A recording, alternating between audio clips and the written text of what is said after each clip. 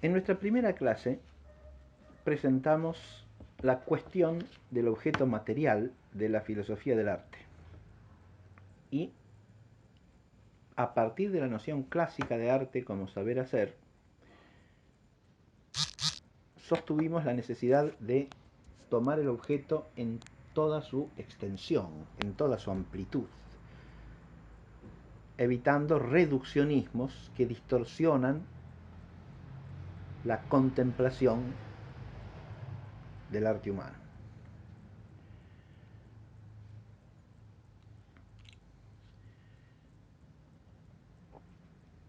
Por lo tanto, conviene reflexionar sobre todas las artes, porque precisamente una de las cuestiones fundamentales de una contemplación filosófica de ese objeto material será el llegar a discernir un criterio que nos permita ordenar de alguna manera las artes, es decir, una división que nos permita profundizar en la contemplación de la cosa.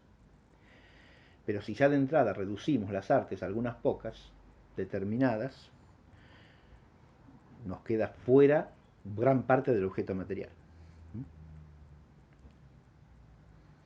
Y la filosofía del arte adquiere un sesgo reduccionista. Eso es lo que tenemos que evitar.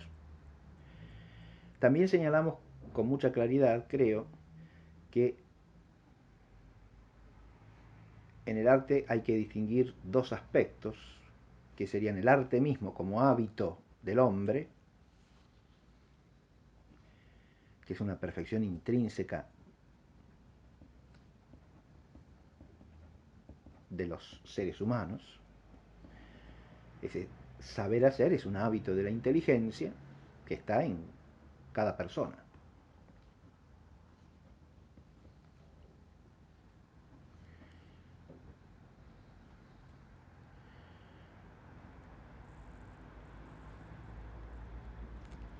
Distinguíamos esto, digo, del aspecto objetivo, que es la obra de arte, la cosa producida, y si es con arte, bien hecha. Eso se le puede llamar arte también, pero en sentido objetivo. Es decir, arte como la obra de arte.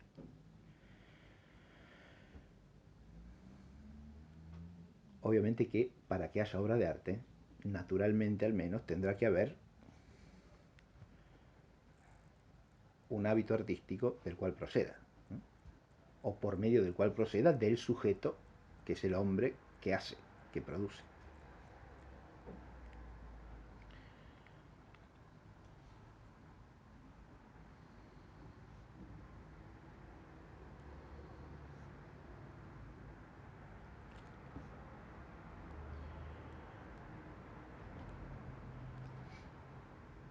Ahora bien,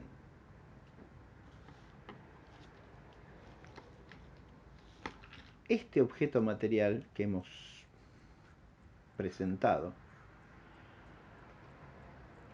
¿desde dónde ha de contemplarse filosóficamente? Ahora viene ya el asunto del objeto formal. Y aquí el tema se pone también complicado, e incluso más que en el tema del objeto material.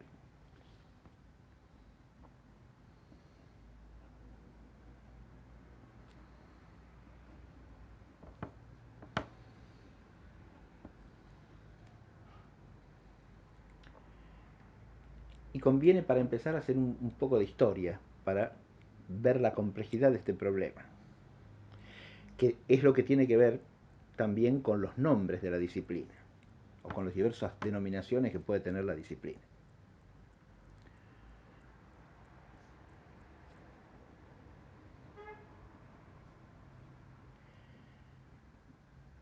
Queda de manifiesto la complejidad de esta cuestión cuando uno se pone a leer una obra tan nutrida y tan rica de contenido como es La historia de las ideas estéticas en España de Menéndez Pelayo. Obra monumental y que les recomiendo vivamente. En algunos pasajes los vamos a leer en clase porque resultan importantes para la disciplina. Pero en cuanto uno entra en esa obra se encuentra con un problema.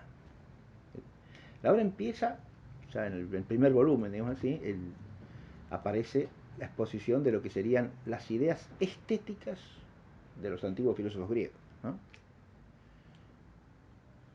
Restringámonos a Platón y Aristóteles. Cuando se pone Menéndez Pelayo a resumir las ideas estéticas de Platón, ¿qué diálogos toma? Por ejemplo, un diálogo que versa sobre qué es la belleza. ¿Eso qué tiene que ver con la filosofía del arte en Platón? Algo sí, pero poco. Porque el tema de la belleza en Platón no es un tema del arte humano.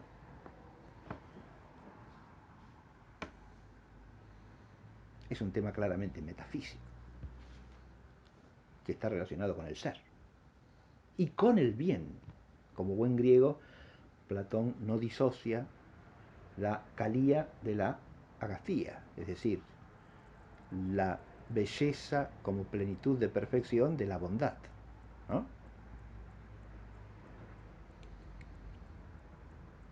Y ve esto desde la perspectiva del ser, es decir, tiene una visión metafísica fundamentalmente de la belleza. Ahora, ¿para qué exponer eso en una historia de las ideas estéticas? ¿Qué es decir estética?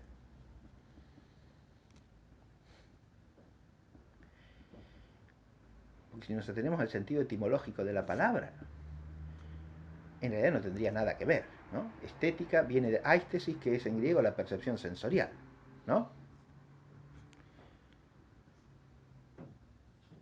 Y si hay algo claro en toda la obra de Platón, es que si bien hay algo que podemos considerar belleza sensible, es la menos importante, la ínfima desde el punto de vista de la jerarquía ontológica, ¿no? Y la que el espíritu humano, o sea, la inteligencia, está llamada a traspasar para elevarse a la contemplación de una belleza más profunda y auténtica, ¿no? Primero aún, en el orden de las cosas finitas, está en Platón la belleza del alma humana, por encima de toda belleza sensible, ¿no?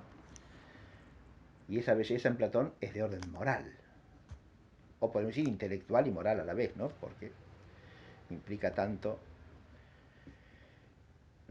el ser iluminada ese alma por la verdad como el vivir conforme a la verdad, ¿no?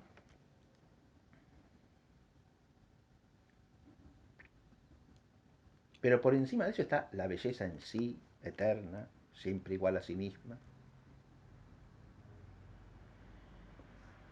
Ahora, ¿por qué esto es un tema estético? Se pregunta uno. ¿Qué tiene que ver la estética con esto? ¿La estética es la filosofía del arte? ¿O es otra cosa? Ya vamos a llegar a la estética. Pero claro, este hombre, al hacer una historia de las ideas estéticas, se ve en un brete, porque tiene que meter en la misma bolsa historia de las ideas estéticas, textos que se ocupan de temáticas muy diversas. Porque, insisto, la mayoría de los diálogos platónicos en los que se habla de la belleza son diálogos metafísicos. Es decir, la temática no es de filosofía del arte.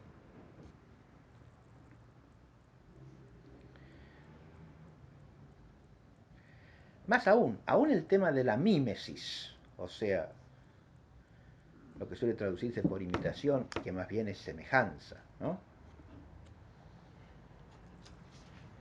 Es en Platón un tema no poético, sino metafísico.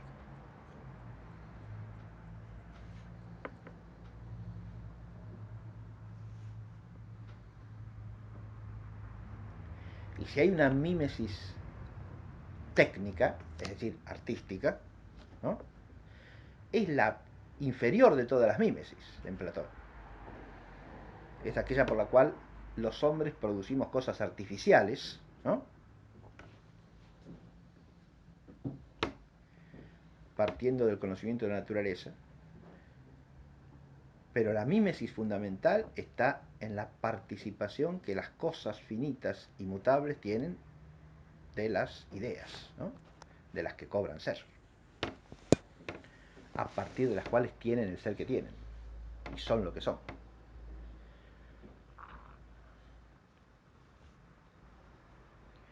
De nuevo, la noción de mímesis en Platón es una noción primariamente metafísica.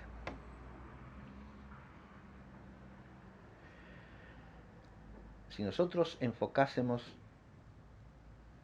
el tema del arte humano desde Platón, el objeto formal sería la relación que el arte humano tiene con el ser, en cuanto que es decir, una perspectiva claramente metafísica. Y es lo que hallamos en Platón, una metafísica del arte, en todo caso, ¿sí? Y más, y si uno avanza un poquitito, en obras como República y Leyes, ¿no?, la Politeia y Nomoi, Platón toca desde el orden metafísico otro aspecto del arte humano, que es el aspecto que podríamos llamar moral y político. Es decir, en qué medida el arte humano está llamado a contribuir al bien del hombre como hombre, en el orden moral, y en el orden de la vida social gobernada en pos del bien común.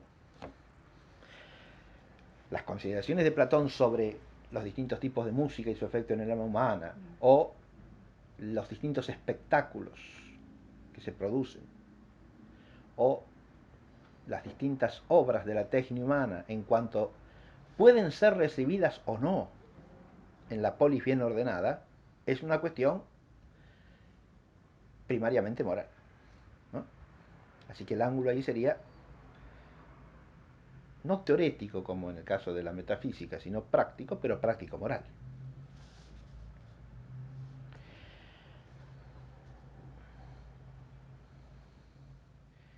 Ahora, si uno de acá pasa a Aristóteles, nos encontramos con una precisión del enfoque, evidentemente. Si uno quiere exponer la teoría del arte en Aristóteles, hay que ir fundamentalmente a la poética, ¿no?, y a la retórica, encontrando cierto fundamento ya en la ética nicomaquea, ¿no? Pero Aristóteles lo que nos da además es un cuadro para ubicar a la disciplina, o sea, la filosofía del arte, entre las ciencias.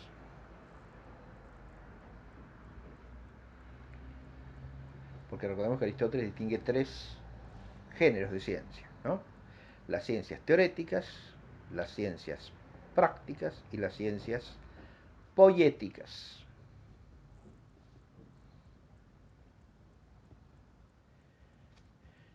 Entre las ciencias poéticas, él nombra con el mismo término a una, que es la poética. Por eso, si uno quiere exponer las ideas estéticas de Aristóteles, para seguir con el título de Menéndez Pelayo, ¿no?, que es un título decimonónico, es decir, propio del siglo XIX, ¿no?, en que esa denominación de estética parece imponerse como una especie de progreso, cuando en realidad es una profunda distorsión, cuya raíz ya voy a reseñar en esta clase, ¿eh? Pero las ideas estéticas de Aristóteles que usaron la poética, por ejemplo. Bueno, pero Aristóteles ahí no está hablando de aistesis, claramente. Está hablando de la poiesis. O sea, el enfoque aristotélico se basa en ¿qué? En los tipos de actividad humana. La teoría, la praxis y la poiesis. Y la relación que tiene la ciencia humana con estos distintos tipos de actividad es lo que establece el criterio para distinguir las ciencias filosóficas, ¿no? Aquellas que recaen sobre una cosa que es puramente contemplable son las ciencias teoréticas. Aquellas que recaen sobre una cosa... No, perdón. Sí. El objeto material entonces sería la obra, solo la obra, ¿no?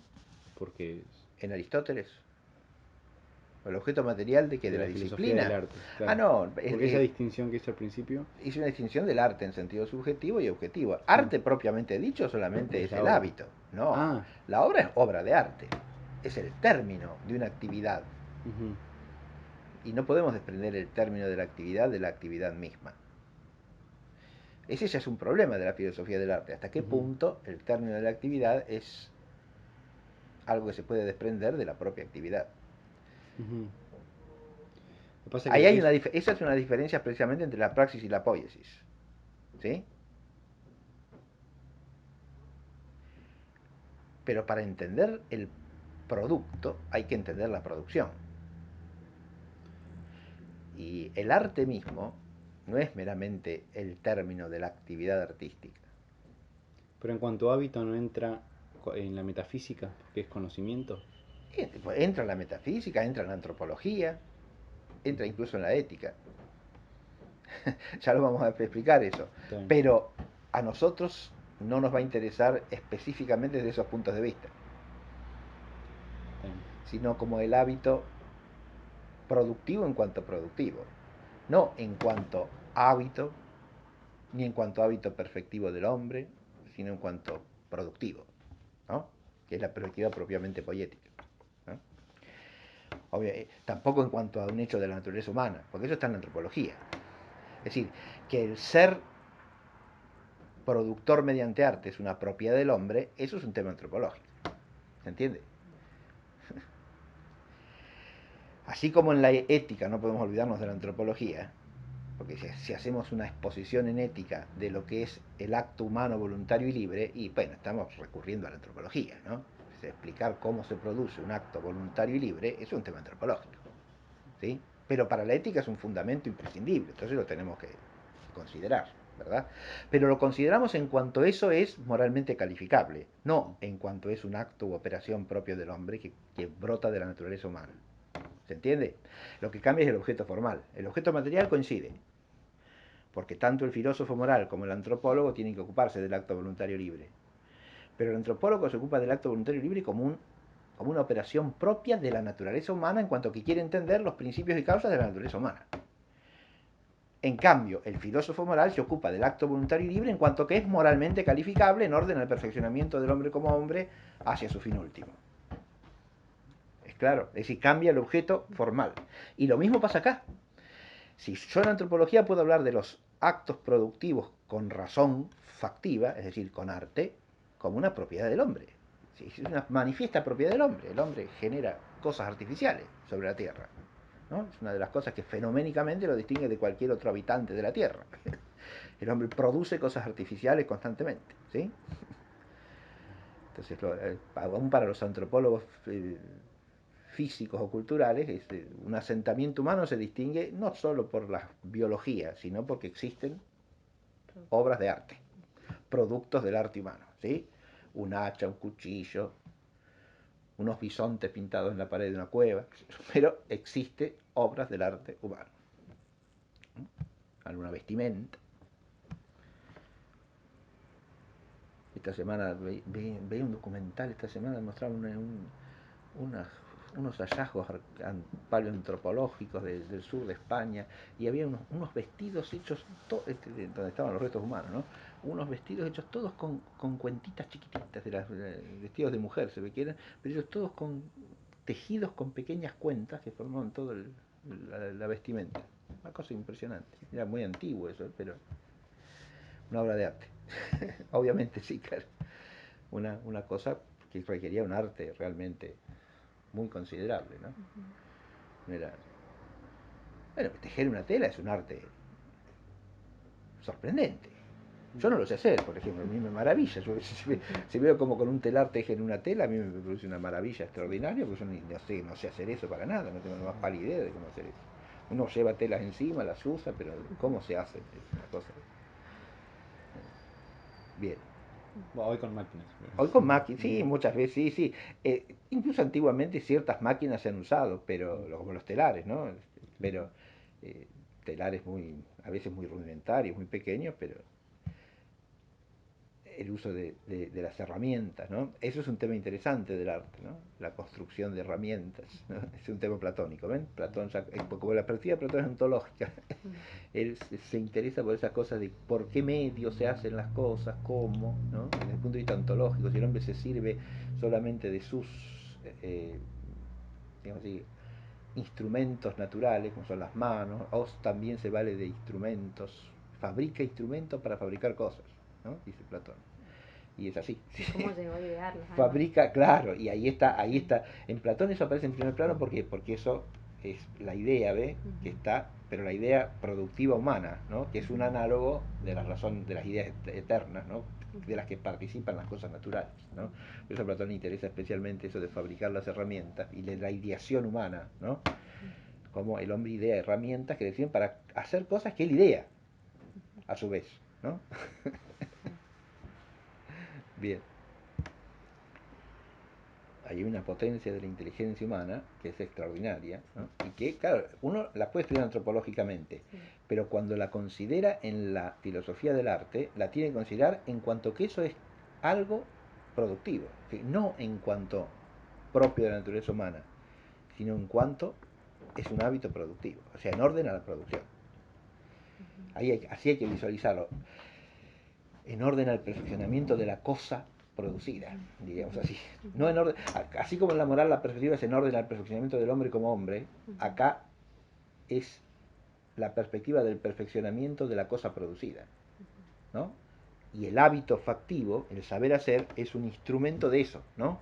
Del, del, del producir con arte. Estoy pensando, puede ser que eso haya influido, por ejemplo, en Aristóteles cuando en la metafísica menciona que la ciencia es el conocimiento por las causas, ¿no? Sí. Y que el arte es superior a la experiencia porque hay un cierto conocimiento causal, sobre todo se ve en los que construyen los instrumentos musicales. Claro que sí, muy bien.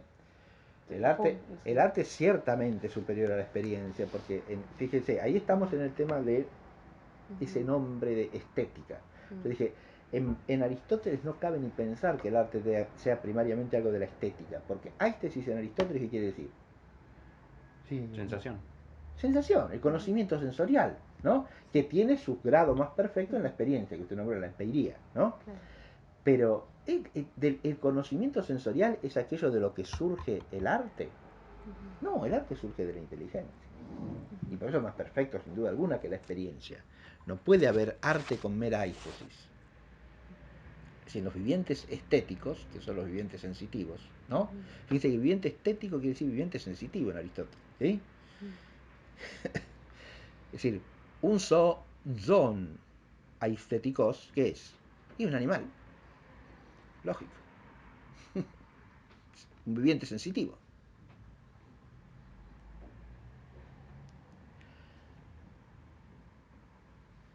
El arte es propio del Kizón, del son logicón, ¿no? ¿Se entiende? Del viviente dotado de logos. Que está dotado de logos porque, y porque es inteligente. No porque es sentiente, con percepción sensorial. Eso en Aristóteles es clarísimo. Y ese es un principio del que tenemos que partir en toda la disciplina para reubicarla, sobre todo en relación con el extravío, si yo diría hasta el marasmo en que cae a partir del siglo XVIII por el esteticismo. ¿Se entiende lo que digo? El esteticismo va ligado al fenomenismo en el fondo. ¿Se entiende lo que estoy diciendo? El arte humano queda sumergido en la esfera de lo sensible porque el hombre queda sumergido en la esfera de lo sensible.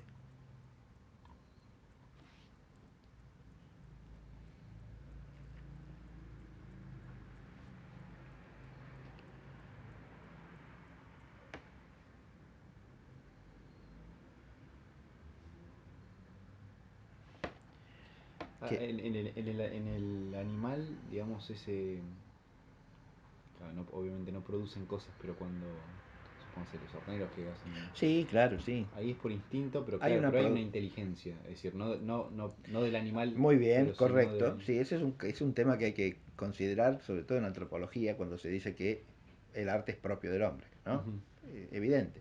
Es decir, el animal, cuando produce algo, lo produce determinado ad unum por la naturaleza, o sea, instintivamente. Ahora, en toda naturaleza finita, en el ordenamiento de sus partes al todo, en el ordenamiento de todas las operaciones al fin de la naturaleza, hay inteligencia, pero una inteligencia extrínseca, no intrínseca al animal, digamos, ¿no? O a la naturaleza infrarracional. Hay una inteligencia que es la inteligencia que establece el fin y que ordena los medios al fin, ¿no? Eso es un tema siempre considerado desde el punto de vista ontológico y metafísico Filosofía de la naturaleza. no, ya en la teología natural, cuando se entra en la quinta vía, por ejemplo. ¿Sí? Claro. ¿Se entiende? Es decir, la vía por la finalidad. Ahí ya es una cuestión claramente metafísica, esa, cómo está presente una intencionalidad racional, inteligente, ¿no? En seres que no tienen inteligencia. Eso implica un ordenamiento por una causa trascendente a la cosa misma. ¿Sí?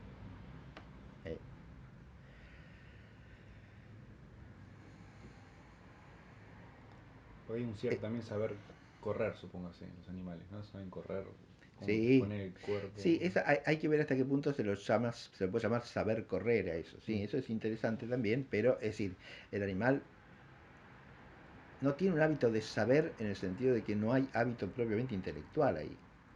No es un saber. Claro, No es un saber en sentido propio. Es decir, es una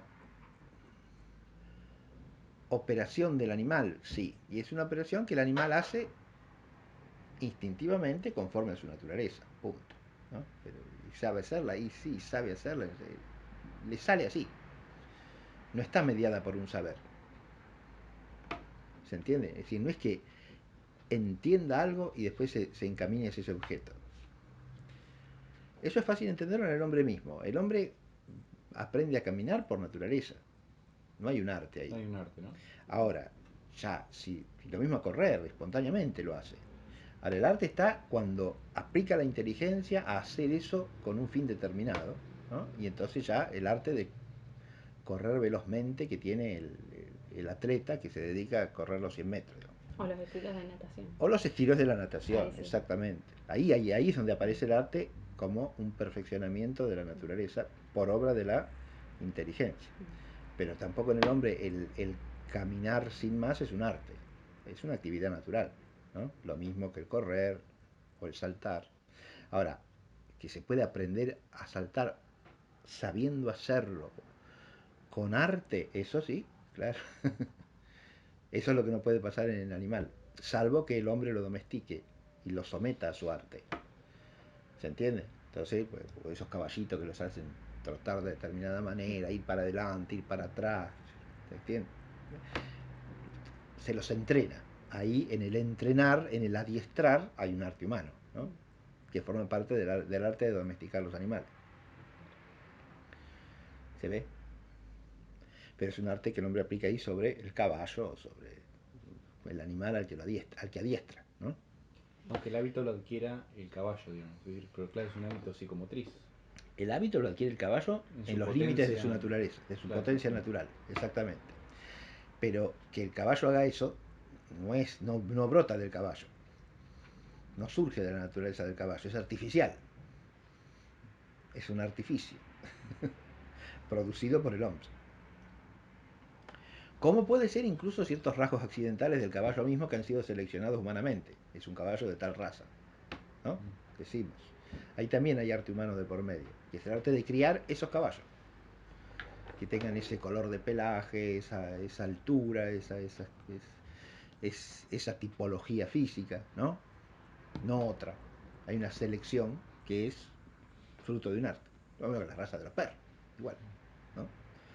Por naturaleza no existe el perro caniche o el perro labrador. En realidad, por naturaleza no existe el perro en ese caso, sin más, ¿no? Según los biólogos existe o el lobo o el chacal, y de ahí han salido los perros, por domesticación de uno u otro animal, ¿no? Hay perros que descienden de lobos y perros que descienden de chacales. Eso hablo sin conocimiento propio ahí, solamente me remito a Konrad Lorenz, ¿no? Un gran etólogo del siglo XX. Se dedicó a estudiar la conducta de los animales. Tiene un librito muy lindo sobre los perros, precioso. Porque él hace todo un estudio del comportamiento de los perros que derivan de chacal y de los perros que derivan de lobo, que para él son distintos. Cada uno de los dos tiene ciertas virtudes y ciertas virtudes entre comillas, ¿no? Ciertas ciertos puntos a favor y ciertos puntos en Cualidades. contra, cualidades positivas y negativas. Sí. Para él el perro ideal sería una mezcla de las dos cosas, pero es difícil, dice, de criar. Bueno, pero dejemos los perros. Ahí hay arte también, ¿ves? Pero este es un tema de la filosofía del arte, cómo el arte y hasta qué punto puede modificar la naturaleza. ¿Sí? ¿Se entiende? Ese es un tema de la filosofía del arte. Interesantísimo e importantísimo, ¿no?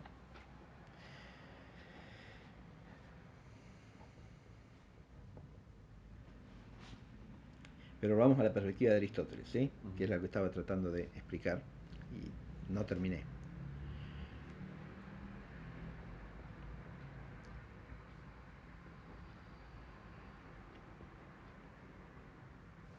En el solo hecho de que, para exponer las ideas estéticas de Aristóteles, Menéndez Pelayo recurra a la poética, nos encontramos con un problema no solo terminológico, sino conceptual. Esto es lo que quiero que se advierta, ¿no?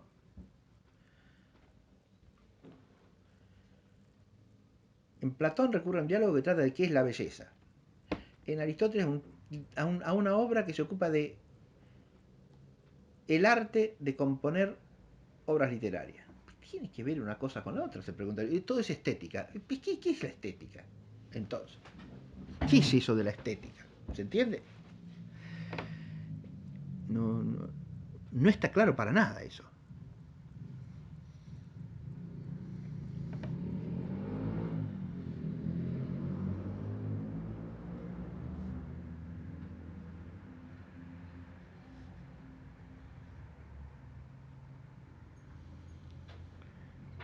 Yo he dicho que en hablar de estética ya hay un reduccionismo hacia lo sensitivo, ¿no? Pero al comparar con el enfoque poético de Aristóteles, porque eso es claro, ¿eh? Estética dice relación a los sentidos, poética dice relación, y arte en Aristóteles dice relación a la inteligencia, ¿no? Primera diferencia fundamental. El arte es hábito intelectual. Mientras que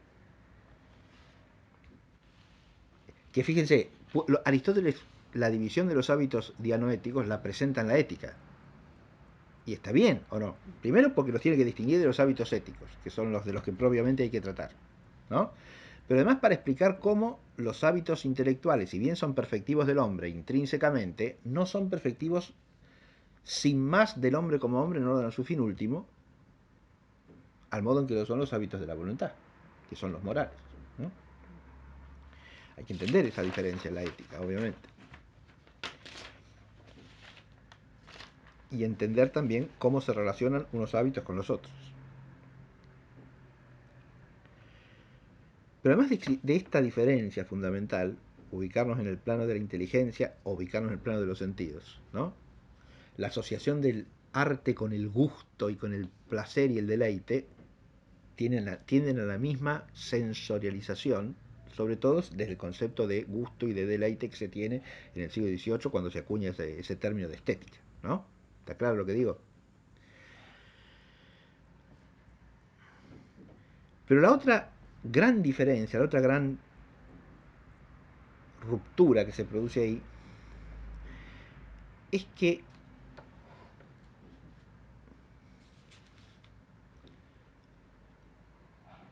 precisamente por tratarse en un caso de la inteligencia y en otro caso de los sentidos, el concepto de estética tiende a la subjetivización.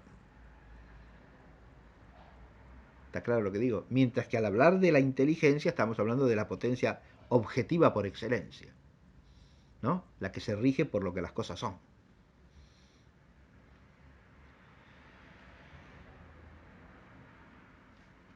Pero ya metemos en medio el tema del gusto, fíjese usted que entramos en lo más subjetivo de todo lo subjetivo, ¿verdad? Hasta el punto que los refranes clásicos dicen sobre el gusto no hay que disputar, ¿no? Porque el gusto es de cada quien, mijo.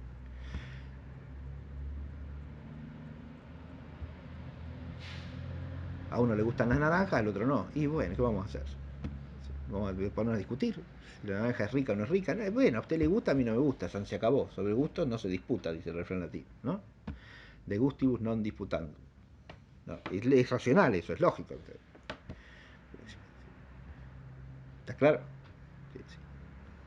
Ya veremos este tema también, pero enfocar toda la problemática de lo que se llama el arte desde el gusto implica una perspectiva subjetivista, ¿no? Y evidentemente.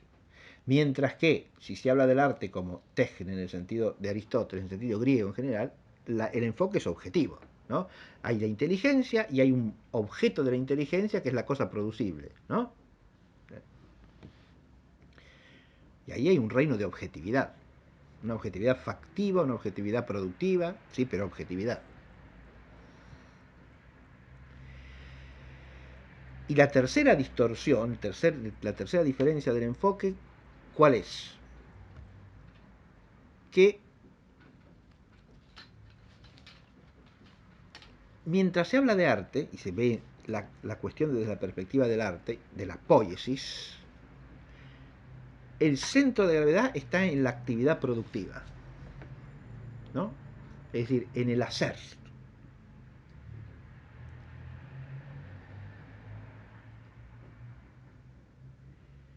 Mientras que en la perspectiva estética, la mirada está centrada en ¿qué? En la recepción de la obra. No en quien la produce, curiosamente, sino en quien podríamos llamar es el espectador, el receptor, en quien la disfruta.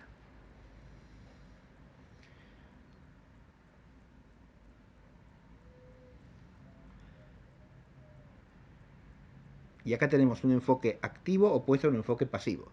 ¿Se entiende o no? Porque la poética aristotélica está centrada en la temática del producir. En cuanto vamos a la obra y al fin de la obra, obviamente que aparece el destinatario. Y los efectos que la obra tiene en el que la percibe, en el que la conoce o en el que la usa. ¿Sí? El que la capta. Sí. Pero el que la capta puede ser el usuario también. Yo digo el que la usa, porque una obra de arte es este recipiente, ¿no? Y lo podemos contemplar, pero también lo podemos usar, ¿no? De hecho, hacemos las dos cosas. Espontáneamente, en unidad, hacemos las dos cosas, ¿sí? Porque cuando alguien eligió esto, lo eligió teniendo en cuenta primero que cumpla cierta utilidad, ¿no? Pero también que tenga ciertas cualidades que lo hacen un objeto agradable de ver, podríamos decir, sí.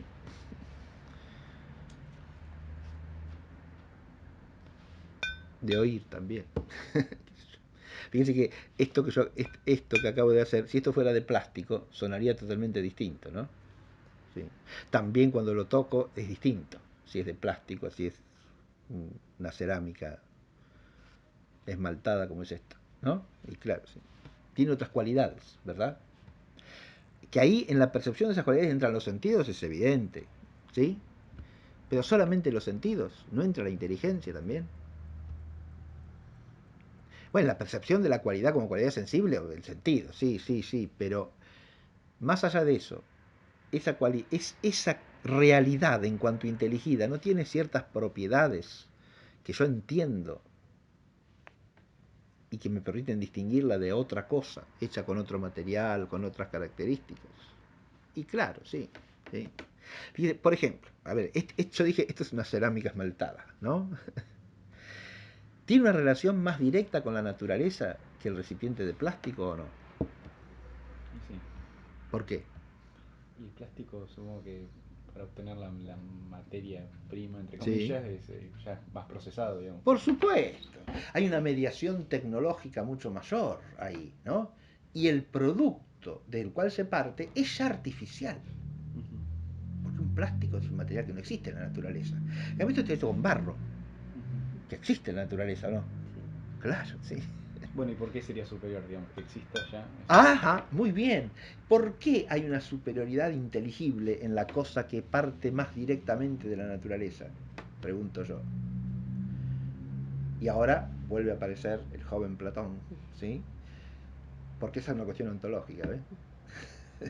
No es una cuestión del arte como arte, es una cuestión ontológica. Y la naturaleza es más perfecta en sí misma porque es obra de Dios, no del hombre. Es efecto de la causa primera, no de una causa segunda. Nada más y nada menos. Hay una nobleza en la cosa que tiene una relación más directa con la naturaleza que no existe en la cosa hecha con materiales que a su vez son artificiales. ¿Se entiende? Si usted hace una casa toda de plástico, no es lo mismo que hacerla con piedra, con ladrillo, con madera. No, no es lo mismo. No, de ninguna manera. Una casa de plástico es un artificio ya de segundo, de tercero, de cuarto grado, ¿no? Hay que ver, ¿no? ¿Se ve? No de primer grado. No es que algo ha sido tomado de la naturaleza y ha sido humanizado.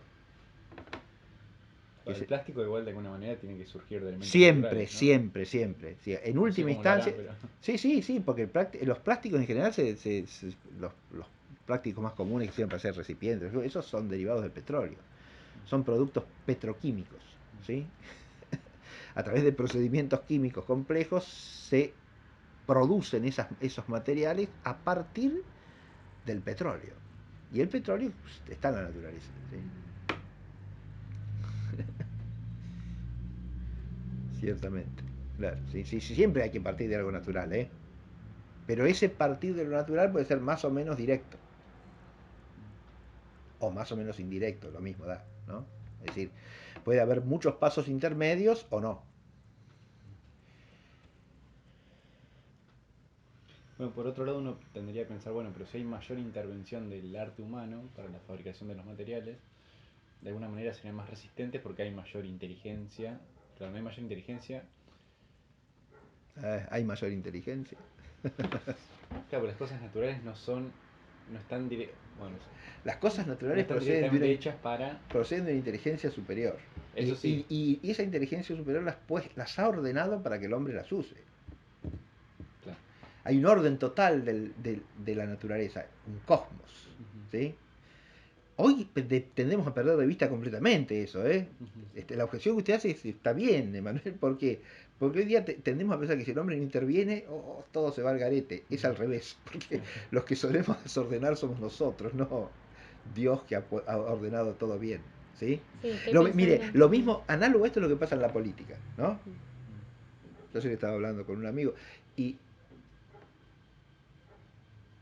si el hombre no ordena las relaciones internacionales, es un caos. No, mire que no.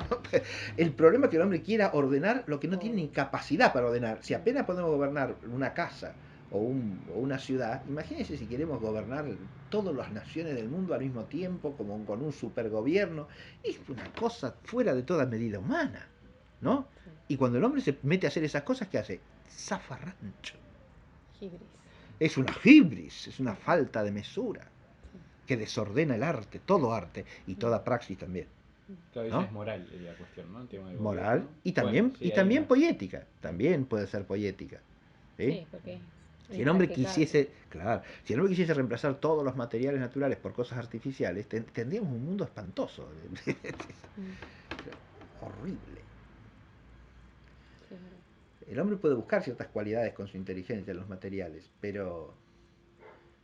Y eso a veces tiene cierta utilidad, no le digo que no. Claro que sí. Pero si eso se transforma en la idea de que eso es superior porque viene del hombre y no en lugar de estar dado en la naturaleza, ahí ya apareció de nuevo la hibris. ¿Sí?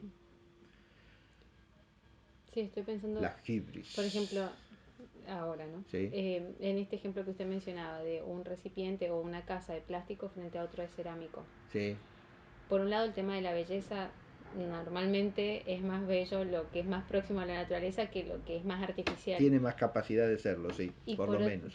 sí, y por otro lado también, si bien uno por ahí gana en durabilidad, o Puede ser. por ejemplo, sin embargo, después está todo el problema de la llamada Depende, mire, de durabilidad, contaminación, ¿no es cierto? sí, claro, también los efectos, sí, claro, porque hay efectos que hay que Termina siendo visualizar destructivo la con la naturaleza. inteligencia práctica, claro, sí, sí, ahí tiene todo un problema, ¿ves? Sí.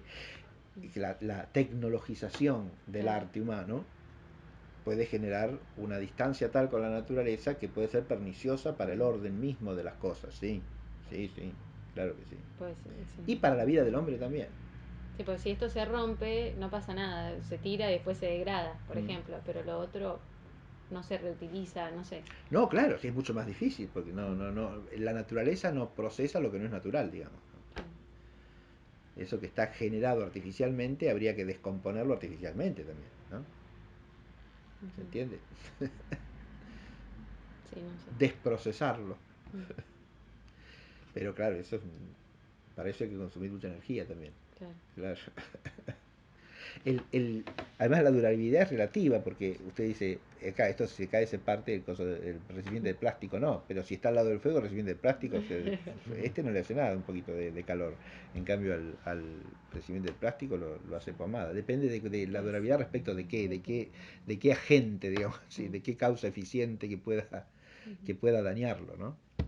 Deformarlo o romperlo. El, a veces eso pasa mucho con los materiales artificiales. Lo que se gana en una cualidad se pierde en otras a veces. Claro. ¿Sí? Eh, eh, Lo que pasa es que muchas veces el productor, o el que lo fabrica, el hombre, el productor, no piensa tanto en las cualidades intrínsecas de la cosa, sino más bien en la utilidad unilateral que puede prestar y en la ganancia que le puede proveer, ¿no? Es otro problema ya extrínseco al arte mismo. Es otro arte, el arte de ganar dinero, ¿no? Claro. La crematística la llama Aristóteles. Bien, eso también es un arte, ¿eh?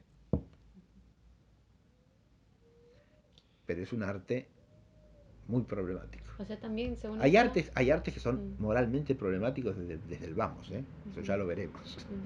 Pero ahí viene otro. Platón nos da dos enfoques fundamentales para ubicar el arte, volviendo al tema general. Uno es el metafísico y otro es el moral. Si al arte lo sacamos de esas dos líneas maestras, no lo entendemos adecuadamente, ni lo ordenamos como se corresponde. ¿Está claro lo que digo?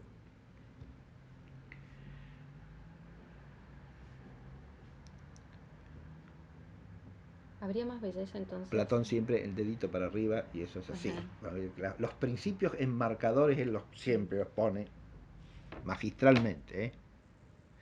Si usted al arte lo desprende, el arte humano lo desprende del orden total del ser, no lo ubica. ¿Está claro lo que digo? No lo ubica en su lugar propio. Toda la tradición cristiana desarrollará esta cuestión, ¿no? Visualizando en la capacidad productora artística del hombre una cierta semejanza con la capacidad, con la omnipotencia creadora de Dios. ¿Se entiende o no?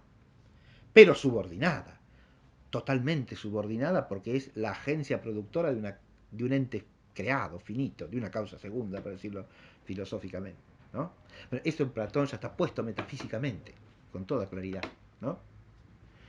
Pero además, que el hombre produzca cosas, o se ordena al bien moral del hombre, o es un desorden. ¿Se entiende? Porque la cosa producida por el hombre es siempre inferior al hombre, y por lo tanto tiene que estar ordenada a él, a su perfección intrínseca, que es la de orden moral. ¿Se ve esto o no?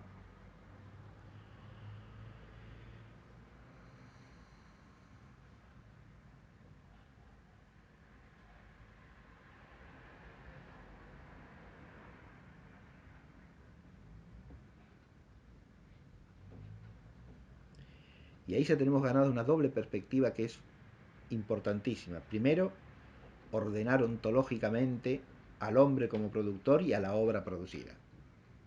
¿Se ve? Para no caer en una especie de exaltación absurda del hombre como artista y de la obra de arte como si fuesen la creación sin más. ¿Se entiende?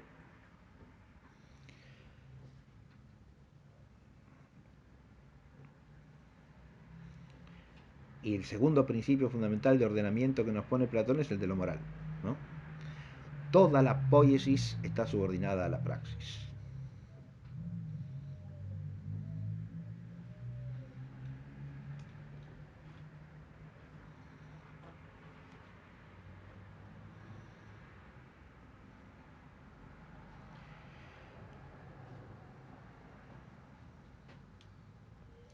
Las artes deben subalternarse, por lo tanto, al orden moral y jurídico.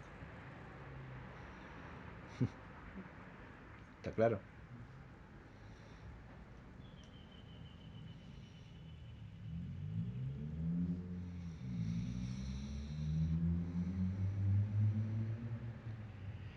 Pero Aristóteles, de nuevo, con su dedito así hacia adelante, nos ubica en la perspectiva intrínseca de la poiesis. ¿Está claro? Distinguiendo la poiesis como esfera propiamente distinta de la teoría y de la praxis.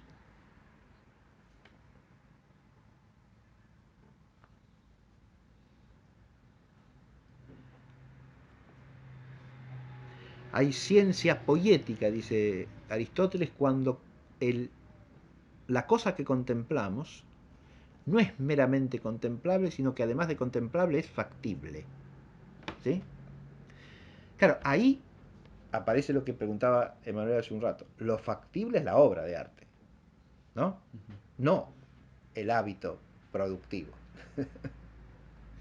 De modo que el objeto material por excelencia es la obra producida.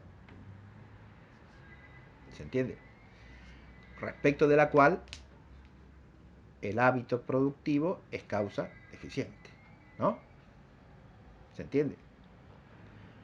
O causa formal. A eso hay que verlo, claro.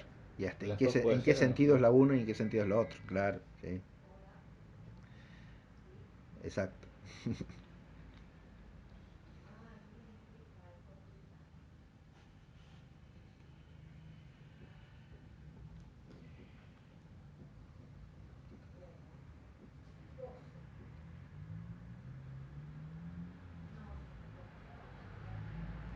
El,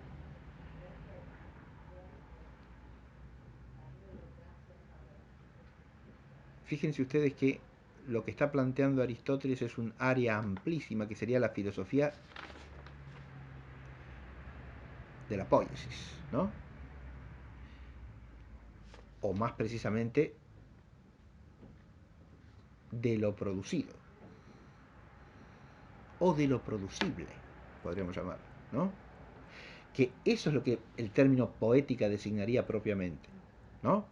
La poética es la filosofía de lo producible.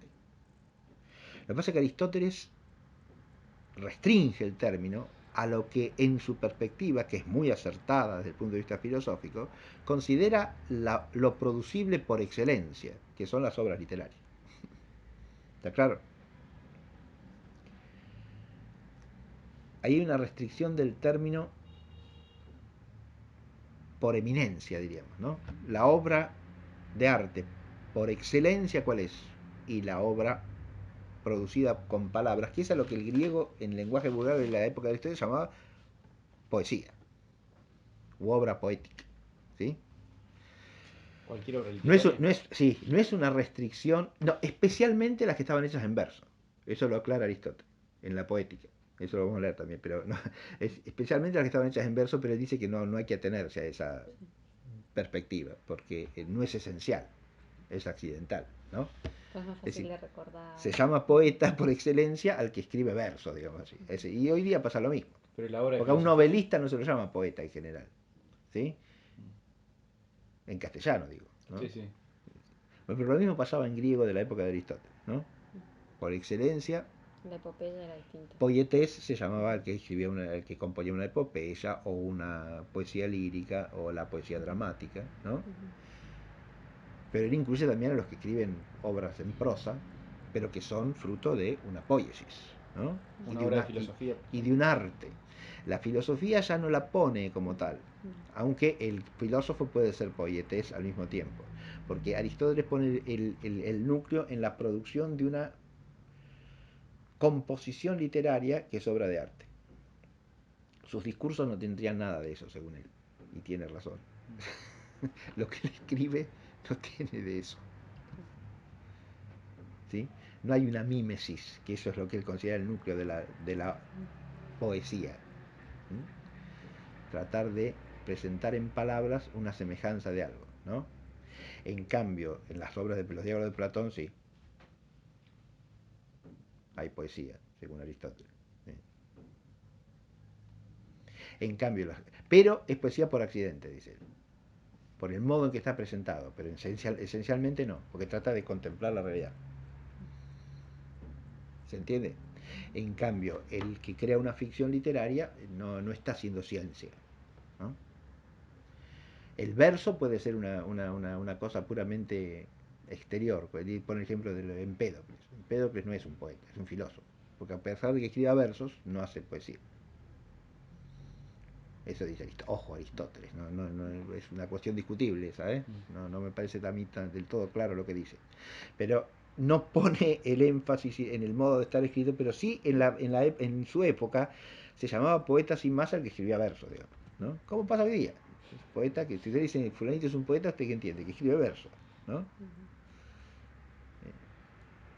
No directamente, no que es un novelista, si no se dice es un novelista, por ejemplo, ¿no? O es un cuentista, pero no se lo llama poeta.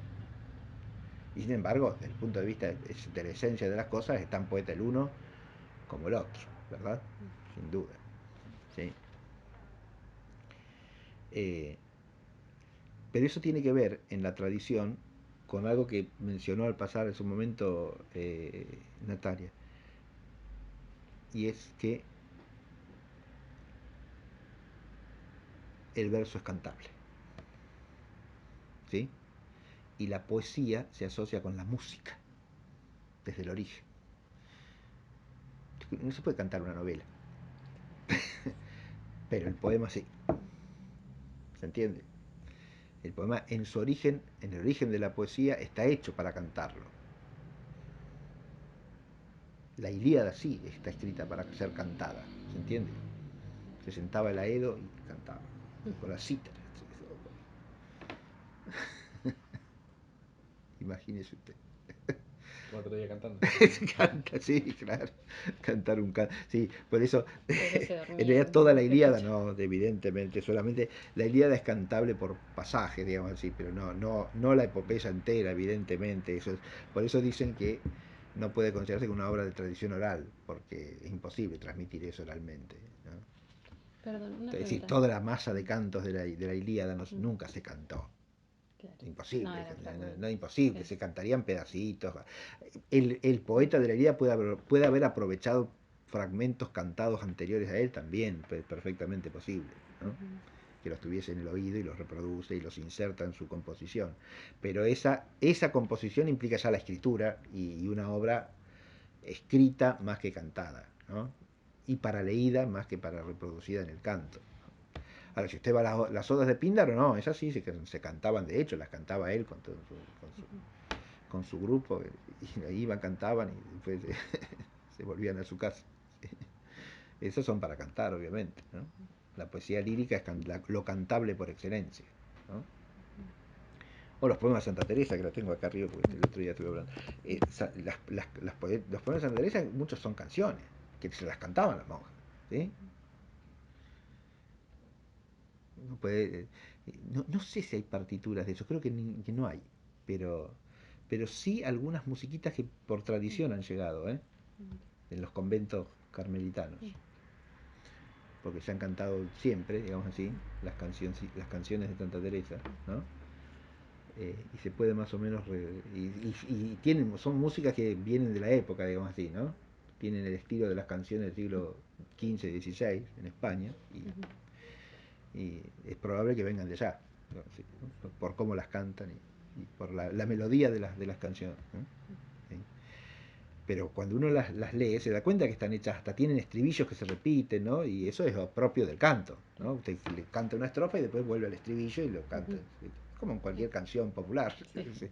De la estrofa y el estribillo, la estrofa y el estribillo, la estrofa y el estribillo, ¿no? Eso es propio del canto. Bueno, pero En cuanto a las cualidades, o sea, la filosofía del arte se ocupa de eso, de las cualidades cualidades. que debe tener, por ejemplo, para que sea bello. Bueno, ya vamos, espere. La relación con la belleza, usted la está dando por sentada, Sí. pero es lo que estamos tratando de ver hasta qué punto existe o no, O no. porque, a ver, cuando yo dije, Aristóteles gana la perspectiva de insertar al arte en la poiesis humana, pero una poiesis perfeccionada por el saber hacer, que es lo propio de la naturaleza humana, Porque el hombre no puede producir sin inteligencia. Sería contrario a su naturaleza eso, ¿no? Que accidentalmente alguna vez haga algo más o menos así, puede ser, pero no es lo propio del hombre, ¿no? Si el hombre se tiene que poner a cazar, o a cocinar, o a hacer un vestido, lo va a hacer sin inteligencia. Y sería inhumano eso, ¿no? Cocino sin pensar. ¿Y usted qué es? No puede. ¿O puede? No puede. ¿Cómo cocinar sin pensar? No cocina. ¿Está claro? Porque instintivamente no se puede cocinar. No.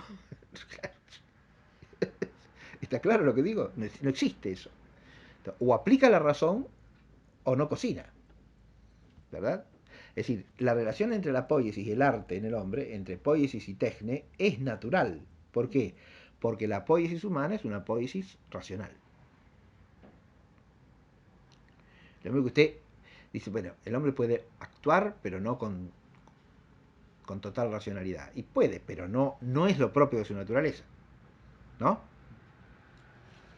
Para hacer la comparación con la moral.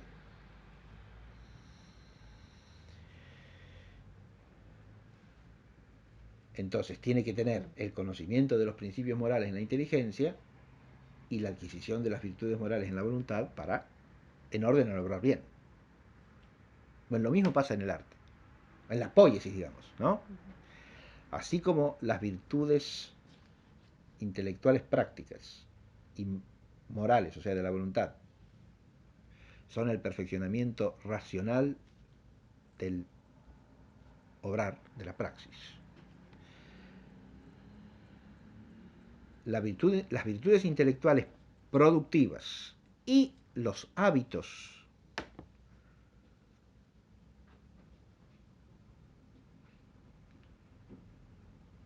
volitivos y psicomotrices que van unidos son lo que perfecciona el hacer humano.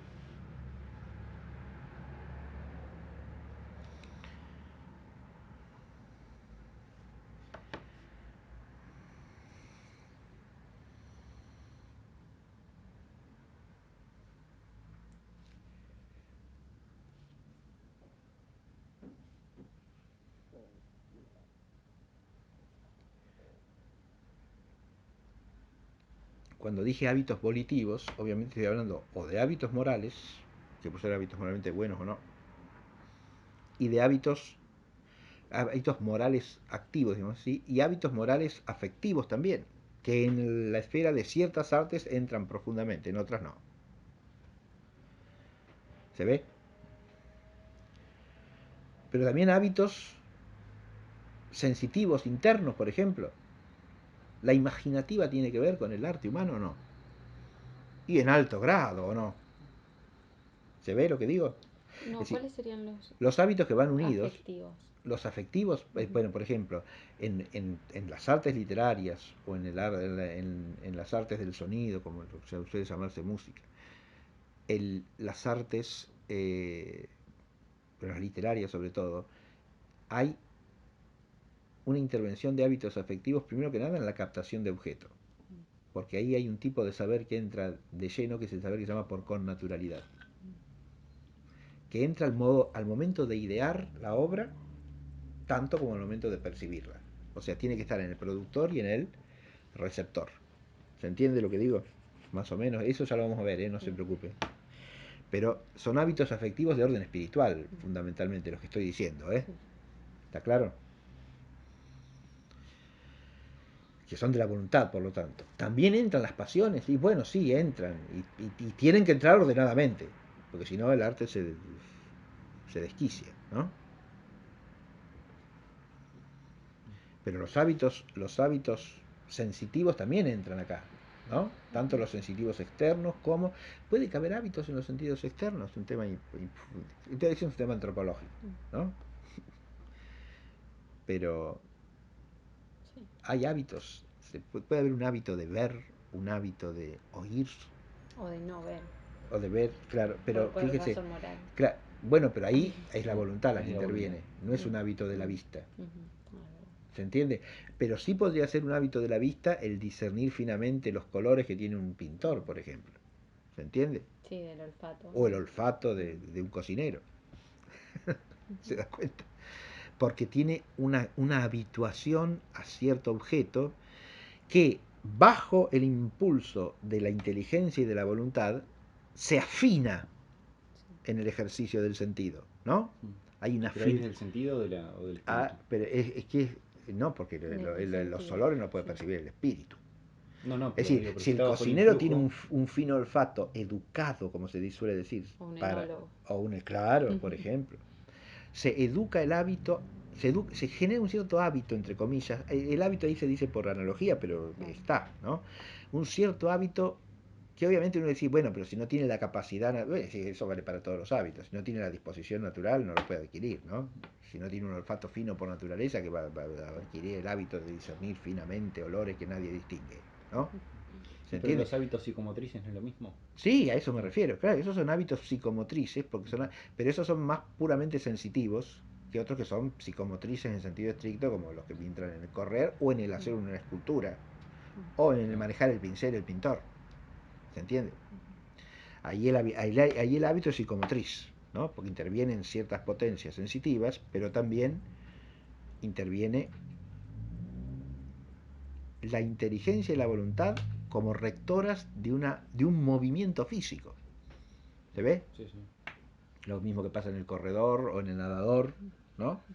Y es O imprescindible en el que entre la. futbolista que patea con el empeine y da comba a la pelota, ¿no? Entonces, todos esos hábitos finos, ¿no? Son hábitos, evidentemente, ¿no? Que son instrumentos del arte, ¿no? ¿Se ve? Los sentidos también entran instrumentalmente, ¿sí? Claro que sí. Hay hábitos sensitivos que hacen capaz al que produce de producir bien y al que es destinatario de la obra de percibirla bien también, ¿no?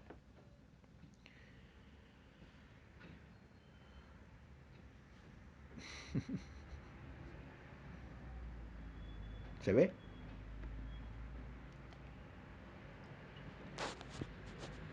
¿Qué hora es? Son. Ya estamos llegando. Bien. Como decía aquel el cineasta este inglés medio chiflado, que nadie tiene el hábito de ver imágenes, ¿no? Por eso nadie sabe ver cine. Y nadie sabe hacerlo tampoco, según él, salvo él. Dejando de lado el egocentrismo que hay de por medio, hay que saber ver imágenes. Claro que sí. Porque si no, le pasa desapercibido por completo. Es decir, si usted contempla una obra cinematográfica, por ejemplo, y ni el enfoque ni la composición de las partes de la imagen le dicen nada, cuando son los signos de los que se está valiendo el productor de la obra, productor no en el sentido de que puso la plata, Sí, sí. sino en el sentido de la poiesis y del arte, ¿sí? El hacedor, digámoslo así, ¿no? El hacedor se está valiendo de las imágenes como signos y usted no sabe leer ese lenguaje, le falta la capacidad de percibir el signo, ¿no? Ahí hay otro problema fundamental en el arte humano, cuando el arte humano produce una obra que tiene que ser a su vez captada, ¿no? Implica un lenguaje, entre comillas, es decir, una especie de uso de ciertos elementos de la realidad como signos, en ese caso las imágenes, ¿no? Si el cineasta no usa la imagen como signo, no es ni siquiera cineasta, es un tipo que filmó una cosa, puso la cámara ahí y la gente se mueve, está bien, bueno, uno ve, hay muchas películas que son así, ¿no? Reproducen de una manera casi mecánica una acción que está representada como si fuese teatro, ¿no? Pero en el teatro también hay que saber leer los signos, tiene un lenguaje propio. Y así podríamos seguir, ¿no? Y la música y la pintura. Y eso se puede aplicar a todas las artes. Y la vestimenta también, ¿o no?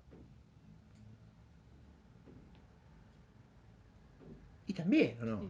¿O no tiene valor significativo la vestimenta? Pero claro, sí. ¿Y la comida? Bueno, sí, la comida, pero la comida es para que sea rica. Sí, sea rica, pero también tiene cualidades que van más allá del gusto, digamos así, ¿no? La vista, por ejemplo. Sí. Pero también cualidades que se ordenan a veces a bienes superiores. Porque a veces habrá que buscar que no sea rica. por ejemplo, una comida penitencial no debe ser muy rica, ¿no? No debe ser especialmente agradable, claro, ¿no? Lógico. Y si está bien hecha, tiene que tener esa característica, Sí. ¿no? Está desabrida, es lo que tiene que estar. ¿Se ve? Así debe ser. Le falta sal como corresponde, diríamos. Es decir, es amarga, es lo que se busca. Entonces, usted come eso, claro, pero así debe ser. Está claro, tiene. En la comida también cabe buscar significaciones que van más allá del mero gusto, ¿o no? Y claro, sí.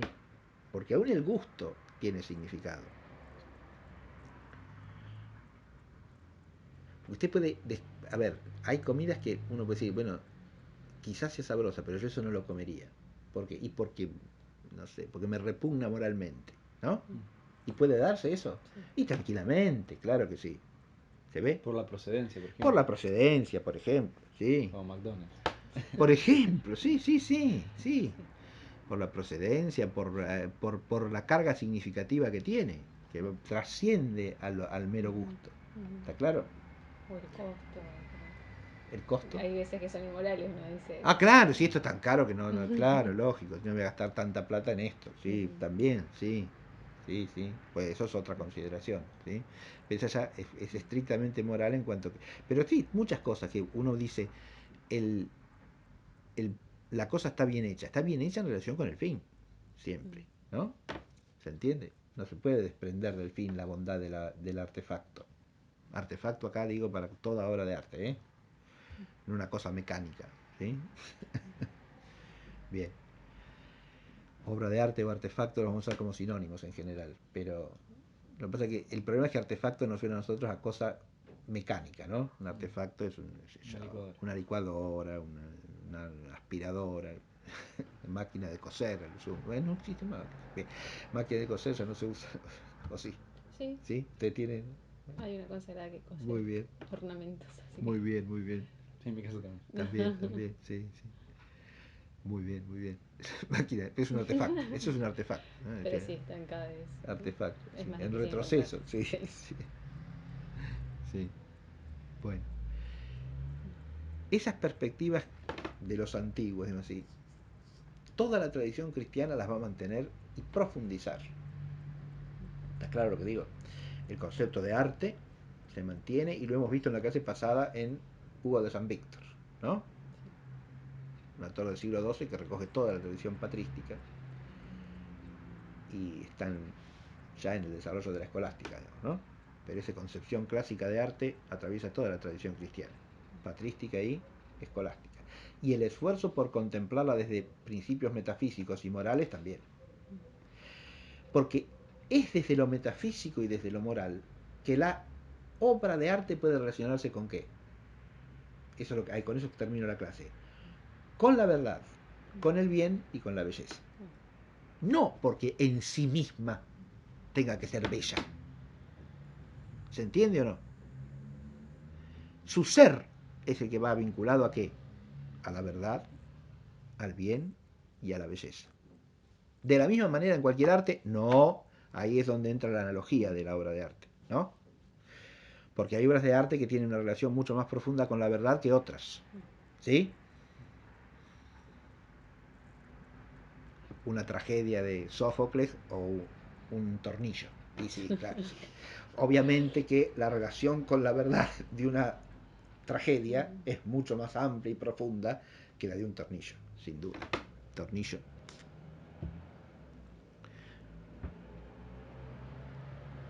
Con la manifestación del ser de las cosas tiene poco que ver, ¿no? Con la manifestación. Con la verdad tiene poco que ver. En cambio, la obra literaria no, tiene mucho que ver. ¿Se ve? Ahí podríamos hacer una escala, a ver qué artes se relacionan más con la verdad, qué artes menos, ¿no? Fíjese que la única vinculación del tornillo con la verdad es la verdad en un sentido puramente óntico. Es verdadero en cuanto que es un verdadero tornillo. Punto, se acabó. Y nada más. Claro, pues no manifiesta, digamos. No manifiesta la verdad, el que me izquierda manifiesta no el es tornillo. simbólico, digamos. No es un signo. Exacto. En cambio, las obras que se hacen con palabras están hechas, la materia de la que parten es el signo de la inteligencia. Y por lo tanto tiene por fin la verdad. por naturaleza. ¿Se entiende? Un arte que recae sobre la palabra tiene una relación con la verdad que no tiene ningún otro tipo de arte. Es lógico, claro. Sin duda. ¿Se ve eso? Ahora, se relaciona con el bien las obras de arte, por supuesto, en toda la escala analógica del bien. Con el bien útil, con el bien deleitable y con el bien honesto. ¿Se ve? Ahora, ¿qué relación tiene de nuevo el tornillo con el bien honesto? Indirectamente ninguna. Indirectamente puede ser que el tornillo sirve para construir algo que se inserta en algo que está ordenado al bien honesto. Sí, puede ser, sí. ¿Está claro o no? Porque el tornillo tiene razón de parte, de suyo. No es algo bueno sin más en sí mismo. Entonces hay que ver para qué sirve el tornillo ese. ¿Es parte de qué? Y si esa cosa está ordenada al bien honesto o no. Y si se la usa honestamente o no. Pero la cuestión del uso y del orden mismo para el cual ha sido producida, ahí son las que tienen que ver con el bien honesto, ¿no? En cambio, en una obra literaria o en una obra sonora, puede haber una relación más profunda con el bien honesto, ¿o no? Porque si la obra sonora, como decía Platón, de ciertas modalidades sonoras, causa efectos deteriorantes en el espíritu humano o perfeccionantes del espíritu humano, ya tiene un impacto moral directo, diríamos, ¿no? ¿Se entiende? Y la obra literaria lo mismo, porque o promueve lo bueno o promueve lo malo, ¿no? Claro, sin duda. ¿Y la belleza? Bueno, primero que nada habría que definir la belleza, pero es que tendremos que hacerlo en este curso al menos mínimamente. Pero toda obra es primariamente algo que tiene que ser bello, y de nuevo, ¿con qué belleza? Fíjense que la belleza es un trascendental que en realidad no se puede entender solo por sí mismo, sino hay que relacionarlo con la verdad y con el bien. Eso en Platón, por ejemplo, es clarísimo, ¿sabes? Y en Aristóteles también. Porque como griegos, insisto, nunca separan la calía de la agafía, ¿no? Y así, por ejemplo, la belleza del tornillo estará en ser bien realizado, ¿o no? Porque si es un tornillo que tiene defectos, ya deja de ser bello, ¿no? Su belleza, ¿qué consistirá? En que sea un tornillo lo mejor hecho posible, ¿no? Un tornillo que enrosque perfectamente, un tornillo que no tenga muescas que lo traben, un tornillo que sea un buen tornillo. Y entonces un tornillo bello. Sí, claro. ¿Está claro?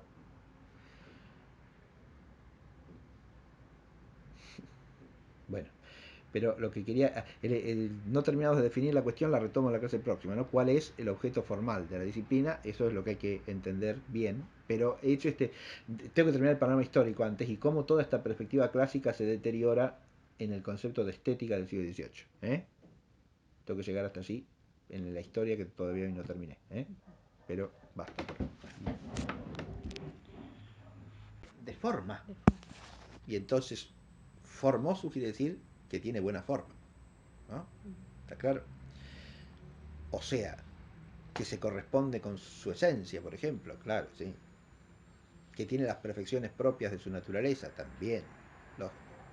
Fíjese que en ese sentido el término hermosura permite una analogía más desprendida de lo sensible, por lo menos en su uso corriente o en su etimología, que el término belleza, ¿no? Tal cual como lo usamos en el lenguaje corriente.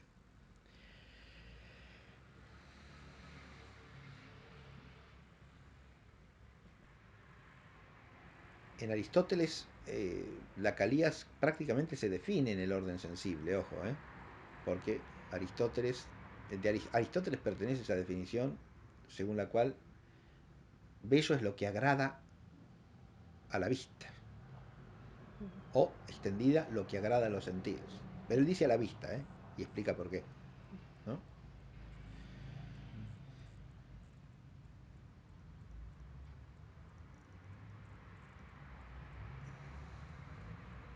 El texto de Rosmini que usted fotocopió, en el fondo está en la misma línea. Ahí es aristotélico Rosmini. Porque Paradójico. sí, paradójico, sí. Porque él sostiene que la belleza tiene que ver con la inteligencia y no con la voluntad, ¿no? Implica una percepción intelectual de cierta perfección. Ahí no lo lleva no lo vincula directamente con los sentidos. Ahí está toda la tradición escolástica de por medio, y Platón, que analogan. Porque la vista, claro, es la vista sensorial solamente, no, por encima de la visión sensitiva está la visión intelectiva, ¿no? Que ve lo que los sentidos no pueden ver, pero ve también. Si hay una cierta intuición intelectual que está involucrada en la captación de la belleza, un ver, ¿no? Un ver inteligente. Y Aristóteles, recuerden, también habla de las cualidades intrínsecas por las cuales la cosa agrada. Porque no agrada cualquier cosa, dice Aristóteles. Ahí va lo objetivo, ¿ven? La belleza no es una cosa. Es lo que a mí me parece bello. No. Ahí está lo ontológico, ¿ves? En el ser de la cosa hay algo que la hace agradable a la vista, ¿no? ¿Y cuáles son esas características que menciona Aristóteles? Claridad. Sí, primero, la simetría, ¿no? O la proporción. La proporción. Muy bien. Simetría. Muy bien. Segundo, la integridad. La integridad, perfecto. Y tercero, la claridad. La claridad, exacto. Sí, son las tres cosas que pone, ¿no? Una tiene que ver con la luz, la última. La otra tiene que ver con... el acabamiento, la integridad. Sí, con la completud, diríamos, con que no le falte nada de lo que debe tener, ¿no? La integridad. La perfección en el sentido de la adecuada composición de las partes, ¿no? Y la proporción tiene que ver con la relación entre las partes, ¿no? Para que cada una ocupe en el todo el lugar que le corresponde. Claro, eso ya es más metafísico, pero aplicado a lo... Claro, sí. Esas tres nociones, si se quieren aplicar a la belleza en general en el sentido platónico, hay que analogarlas, porque si no, nos restringimos a lo sensorial, ¿no? ¿Está claro? Sí, sí. ¿Qué es la claridad entendida metafísicamente? ¿Qué es la proporción entendida metafísicamente? ¿Qué es la integridad entendida metafísicamente? ¿No? Y hay que ver si estas tres cosas son suficientes o no. Ese es el tema del tratadito ese de Rosmini, ¿no? Ese lo vamos a leer también en alguna parte porque está muy bien.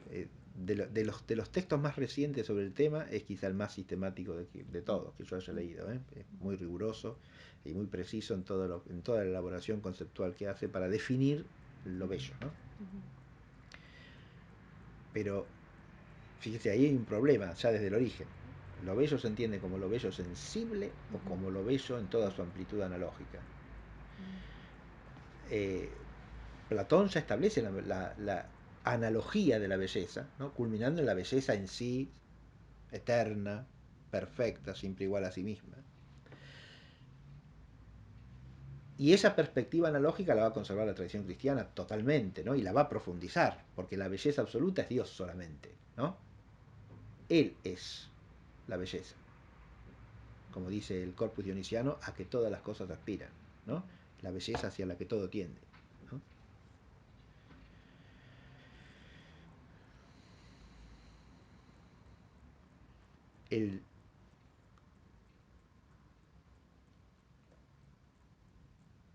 La analogía teológica de la belleza es compleja también. Porque fíjese que conceptos como el de proporción o el de integridad, aplicados a Dios, en sentido propio parece que no se puede, ¿no? Porque tal cual los menciona Aristóteles, proporción e integridad dicen partes, ¿no? ¿Está claro? Claro. Composición de partes, ¿o no? De la belleza creada. Eso es propio de la belleza creada, ¿no? Claro, pero si se analoga, la integridad sería la perfección. La perfección, ¿no? Absoluta, todo es la perfección. ¿Y la proporción? La proporción sí, yo no... Y tendría que ver con el la orden. Perfección. Con el orden. La perfección. Sí, ¿orden de qué? Implica partes. De partes. Claro. Sí. Bueno, pero el orden tiene que ver con la sabiduría. Es complejo el problema, ¿sí? La analogía teológica de la belleza es un tema hermosísimo, pero complicado, como todo. Es decir, Cuando uno analoga una noción al ser divino, tiene que despojarla de todo lo que en la noción dice razón de imperfección y retener solamente lo que dice razón de perfección. Ahora, ¿cuál es la razón de perfección en la proporción? ¿Cuál es la razón de perfección, de simple perfección en la integridad? ¿No?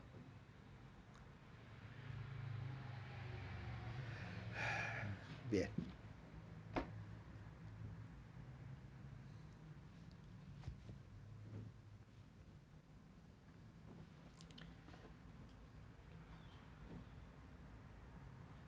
Sí, Hasta tal punto es difícil, Rosmini lo va a llevar al tema de la Trinidad, eso, ¿eh? Ajá. La unidad y la distinción en perfecta identidad, ¿no?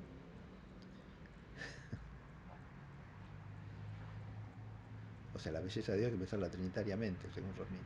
Sí. No está mal, teológicamente está muy bien. El filósofo para eso queda Sí, absolutamente impotente, ¿no? sí. Pero, pero hay una cierta noción filosófico-metafísica de la belleza divina que hay que ver cuál es, ¿no? Hay que buscarlo por la idea de la unidad y de la unicidad absoluta que trascienden, porque tanto la proporción como la integridad dicen razón de unidad, ¿o no? ¿Está claro lo que digo?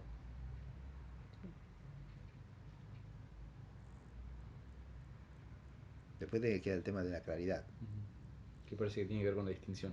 No, la claridad tiene que ver con la claridad tiene que ver con la manifestación de la perfección. La claridad viene después de las otras, porque la claridad tiene que ver con el hecho de que la integridad y la proporción se manifiestan. ¿Qué es lo que está en el concepto vulgar griego de kalía? O sea, kalos es para el griego lo que es tan perfecto que esa perfección espontáneamente se manifiesta. ¿Está claro? Se deja ver. Bueno, ahora sí debemos estar, ¿no? Y 20. Hay 20. Entonces sigue un poquitito más. El asunto es este, miren. Que este problema de la belleza es claramente un problema metafísico. ¿Se entiende lo que digo o no? Porque ni en la definición, ni en las notas intrínsecas que tienen que ver con lo que es bello, entra la cuestión de la producción o del arte. ¿Se ve o no se ve? Sí, sí, sí, ver. Para nada. Salvo cuando queramos que sea mímesis. Claro, ahora ahí viene, ¿ve? Ahí viene el problema. Toda obra del arte humano tiene una entidad propia. En cuanto tiene entidad, está llamada a tener todas las notas trascendentales de lo que es, ¿o no? ¿Se ve? Es res, es uno, es algo, ¿no?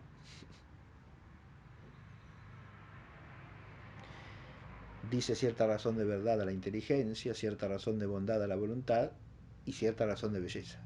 A la inteligencia y a la voluntad juntas, creo yo, no como dicen los niños, la inteligencia sola. Pero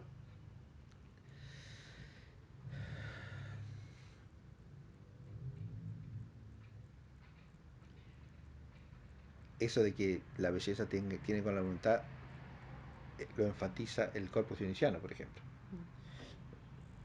La visión del Corpus Dionisiano, porque Dionisio sostiene, el pseudo Dionisio, ¿no? Sostiene que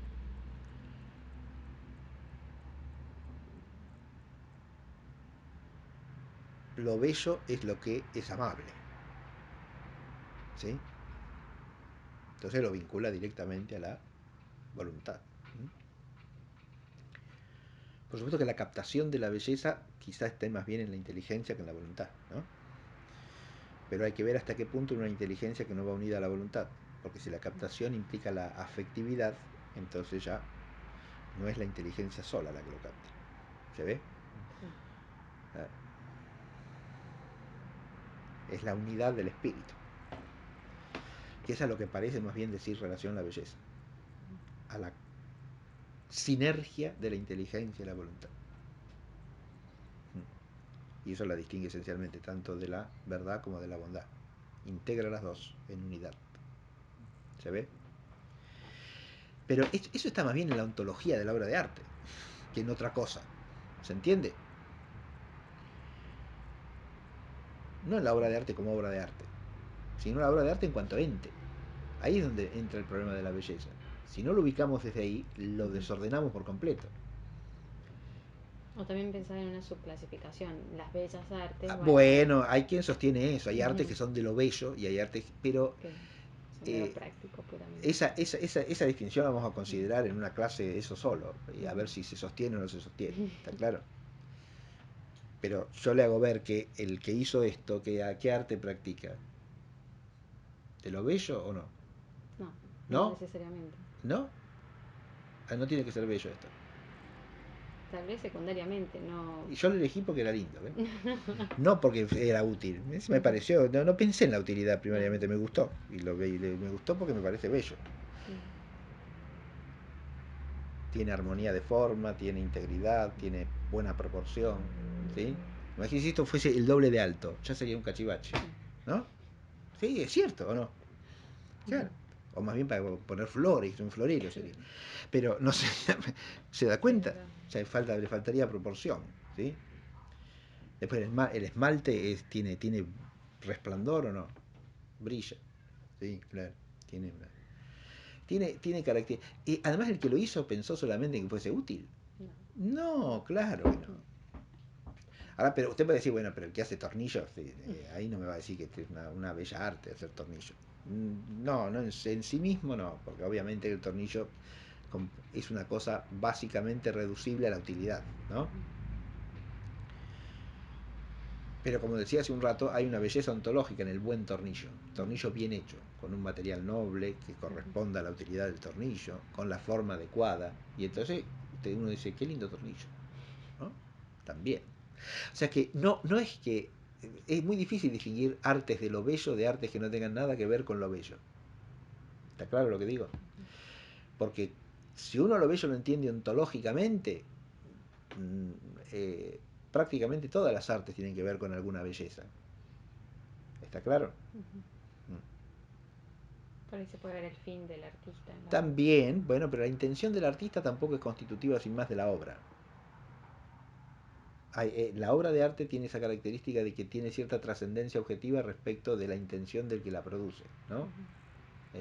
A veces la obra es más, a veces es menos que la intención de quien la hace, ¿no? Sí, sí, claro. Sí, la intención puede no coincidir con... Ahí viene el arte, ¿ve? El arte como saber hacer, en última instancia se manifiesta en la coherencia entre lo que se intenta y lo que se hace, ¿no? Cuando el artista no tiene dominio de su arte, puede que lo que salga no sea del todo correspondiente a lo que quiso hacer, ¿no? O a lo que pensó hacer. ¿Se ve? Pero si a su vez, si el artista está inspirado por algún agente superior, que puede ser superior o inferior, a lo mejor sale algo que no intentaba del todo claramente, ¿sí?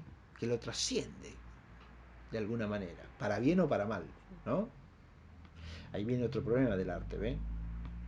Que el hombre como agente productor no es absolutamente independiente de influjos causales que trascienden su inteligencia y su voluntad. Por supuesto, empezando por el influjo divino, ¿no? Pero también ahí hay que tener en cuenta el influjo angélico, tanto bueno como malo. ¿Está claro?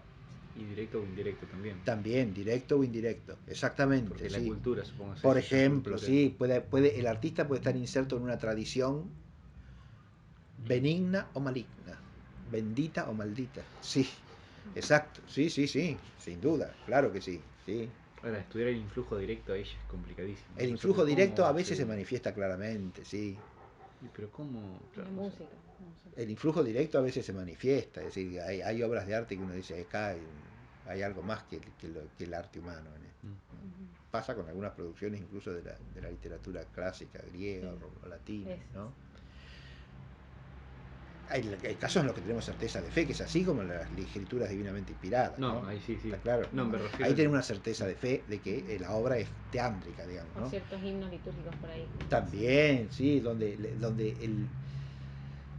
la obra parece traspasar el arte humano, ¿no? Evidente, sí, sí. Sí, sí. Por más que no sea divinamente inspirado, en el sentido que es la escritura, sin embargo, cierta música litúrgica uno no la puede entender sin un influjo de los dones del Espíritu Santo, ¿no?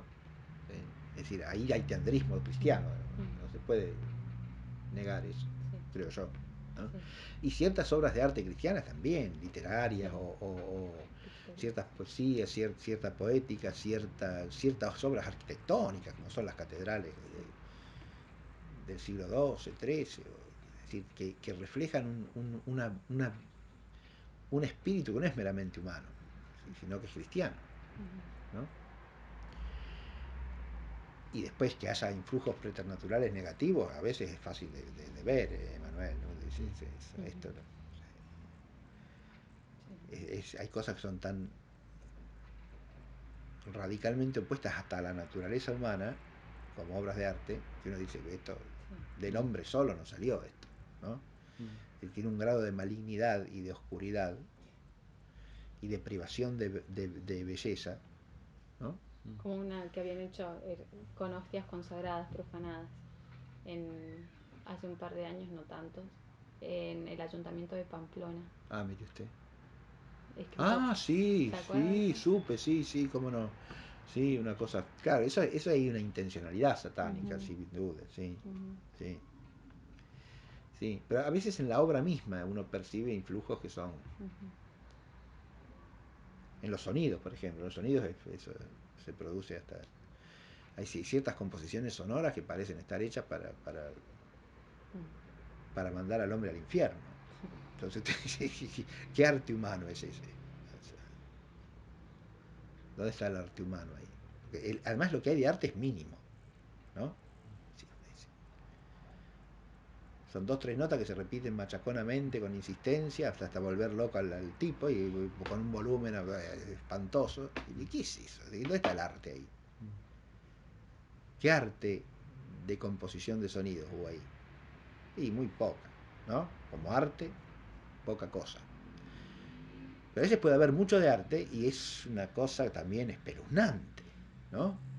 Hay ciertas composiciones de la llamada música del siglo XX que son cualquier cosa menos música, claro, porque buscan la, la disonancia por la disonancia misma, ¿no?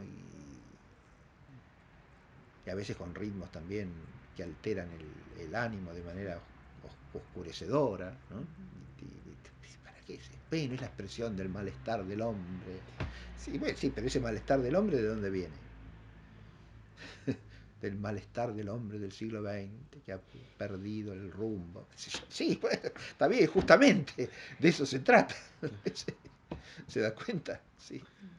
Dice, puede interpretarlo con toda la benevolencia que quiera, el pobre hombre que ha perdido el rumbo. Sí, pero ha perdido el rumbo porque se ha apartado de la verdad, ¿no? Y del bien, y de Dios. Entonces, claro, pero ahí me parece que la objeción es, bueno, pero si está bien expresado, entonces es una buena obra de arte. Si ese malestar está bien expresado. claro, con tal que quede expresado. Claro. El arte se definiría por la expresividad. Claro, Ahora, la es así, correspondencia de lo es que así. Poder quiere. manifestar los sentimientos Claro. del artista, ¿viste? Por ejemplo, claro, sí.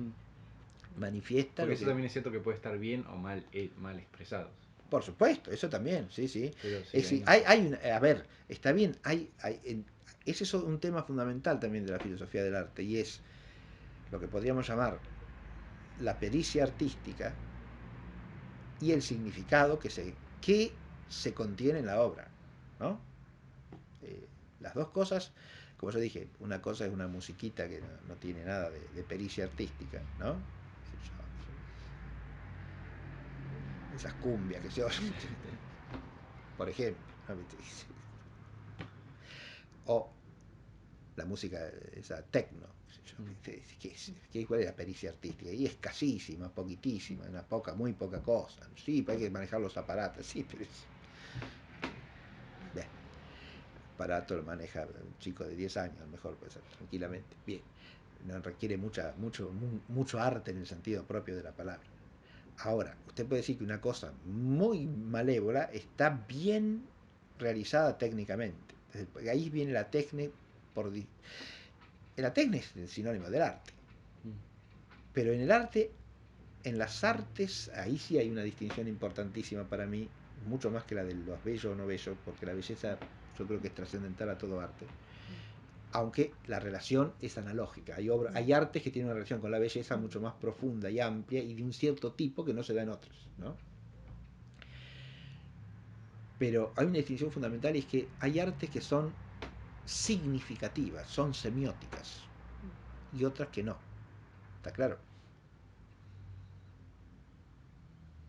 Hay artes que no son para significar. ¿Se ve? En cambio hay artes que son significativas. Y es en esas donde cabe distinguir claramente entre la pericia para producir el artefacto, ¿no?, y el significado que el artefacto contiene.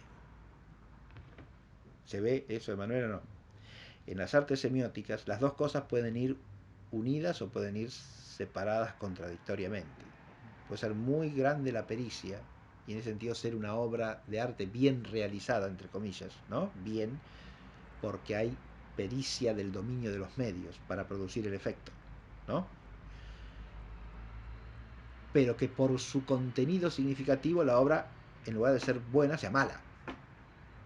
¿Se ve?